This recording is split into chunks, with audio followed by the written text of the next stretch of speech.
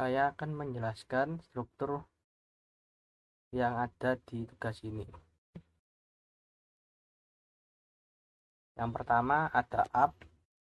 Di dalam folder app terdapat main. Ini penjelasan folder utama yang berisi kode aplikasi di dalamnya. Ini kita bisa lihat ada inisiasi, metrik untuk Prometheus, kemudian data buku yang diinput, kemudian ini tampilan untuk halaman tabel yang tertata, kemudian bawahnya ini kode aslinya. Kemudian untuk file doc ini hasil untuk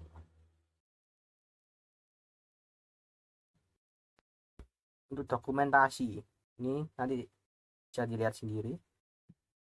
Kemudian untuk tes ini untuk melakukan pengujian. Di dalamnya ada tes health check, kemudian ada tes getbook, tes add book invalid. Kemudian bawahnya ada docker ignore sama git ignore, ini hampir sama fungsinya. Ini untuk mengabaikan file sampah agar tidak ikut terupload. Kemudian fill-in ini untuk menjelaskan atau melinting file apakah cukup rapi. Kemudian di bawahnya ada docker compose jenkins. Docker compose jenkins ini berfungsi untuk menyalakan server Jenkins di awal proses. Kemudian docker compose ini untuk menyalakan 3 layanan sekaligus, ada aplikasi web, Prometheus, dan Grafana. Kemudian docker file ini berisi untuk membangun resep pertama untuk membangun image aplikasi perpustakaan menggunakan multi-stage build agar ukurannya kecil. Kemudian di bawahnya ada docker file Jenkins. Ini resep khusus untuk membuat server Jenkins yang sudah terinstall di dalam Docker. Ini untuk update, download, dan lain-lain. Kemudian di bawahnya Docker Prometheus. Ini resep untuk monitoring dan mengatasi masalah konfigurasi yang sering terjadi di Windows atau Docker desktop. Kemudian ada Jenkins file. Jenkins file ini adalah otak dari sistem otomasi yang berisi file script pipeline yang memerintahkan Jenkins untuk melakukan langkah-langkah seperti install, scan, unit test, build, docker, dan deploy. Ini ada untuk inisiasi, ini install dependency, kemudian untuk cek pada quality dan security, kemudian untuk unit testing, selanjutnya ini untuk membuat dan mempush image, kemudian terakhir ada deploy stack. Dalamnya ada health check, kemudian ada approval dan deploy production. Yang terakhir ada notifikasi jika berhasil dan jika gagal. Selanjutnya ada Prometheus.yml. Ini konfigurasi agar Prometheus tahu kemana harus mengambil data. Selanjutnya ini untuk contoh aja, ini perubahan. Ini requirementnya ini berisi daftar library Python yang digunakan dalam file ini.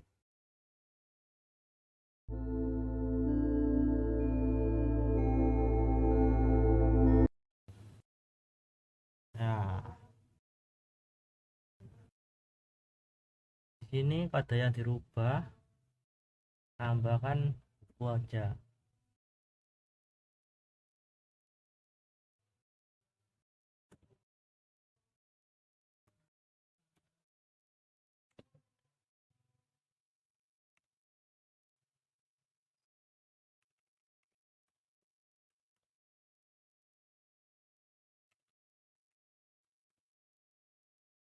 Diubah, kita push.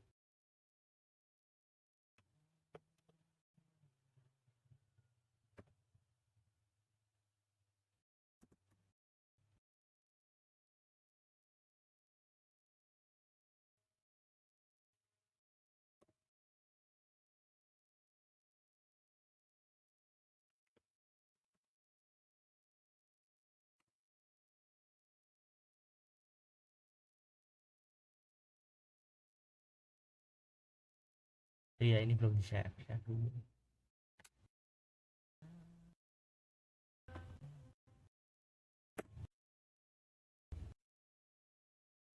Push. Nah, sudah terpush, kita masuk ke gate. Kita merge ke main. Saya tadi di push ke range kedua.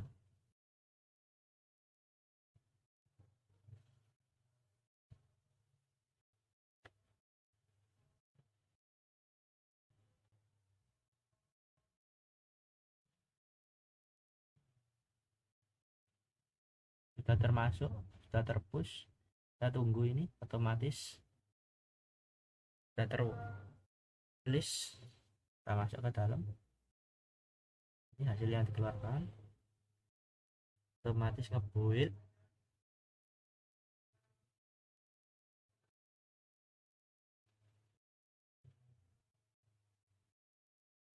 Kita tunggu.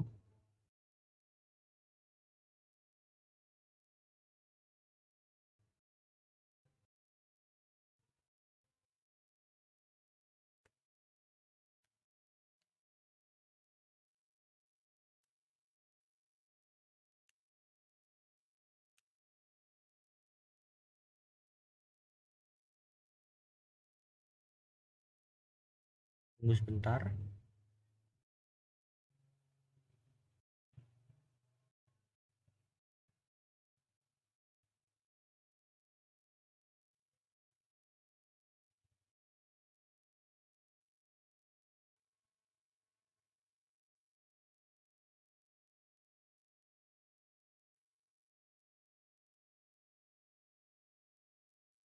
Nah, ini mau selesai.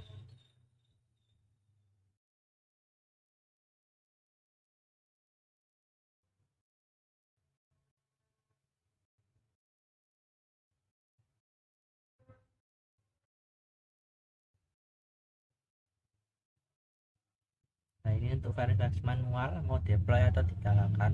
Kita deploy. Sukses. Ini hasilnya tadi. Kita refresh. Bertambah semalam.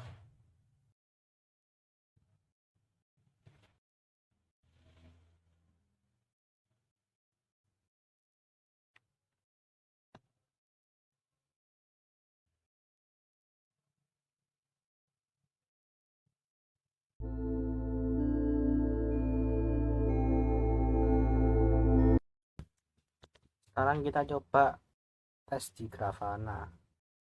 Ini sudah kita build sukses. Kemudian kita tes di Grafana. Kita masukkan pinnya admin, passwordnya juga admin. Ininya kita skip. Ya, dalam Grafana kita add Prometheusnya. Kita masuk ke add data source, kemudian pilih Prometheus. Dalam Prometheus kita masukkan localhost. Localhostnya sama seperti ini, 9090. Kemudian kita save dan tes. Setelah save dan tes, masuk ke dashboard. Kita buat dashboard baru, add visualisasi, pilih Prometheus. Di dalam sini ada query. Saya sudah menyiapkan code-nya untuk query-nya. Yang pertama kita untuk total request, ini kita copy, kita kopas ke dalam query, kemudian kita run. Sudah muncul satu, kemudian saya akan tambahkan yang kedua. Saya siapkan juga. Untuk status code kita lakukan sama, kita kopas, masukkan ke sini, lalu kita run. Ini sudah, tapi masih belum dilakukan percobaan. Kita masuk ke PowerShell, kita masukkan ini pengujiannya, kita kopas,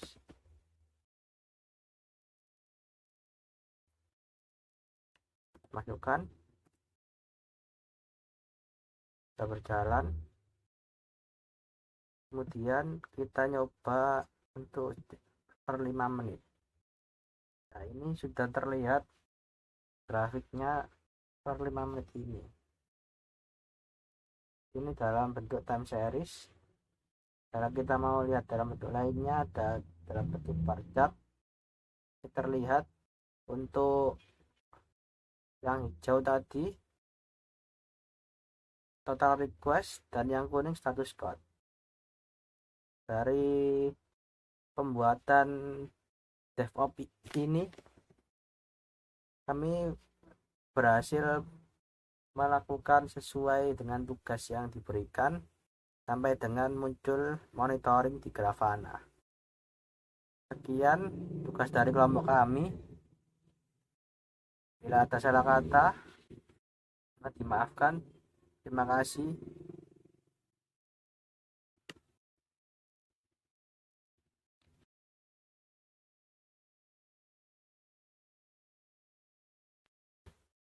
Selanjutnya ini dokumentasinya.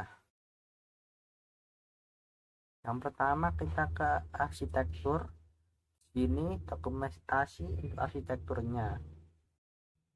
Ini menggunakan sistem library management app yang dikembangkan menggunakan pendekatan DevSecOps. Tujuan utama ini untuk menciptakan alur pengembangan perangkat lunak yang aman dan terotomatisasi CI/CD dari tahap penulisan code hingga deployment ke lingkungan produksi. Ini diagramnya.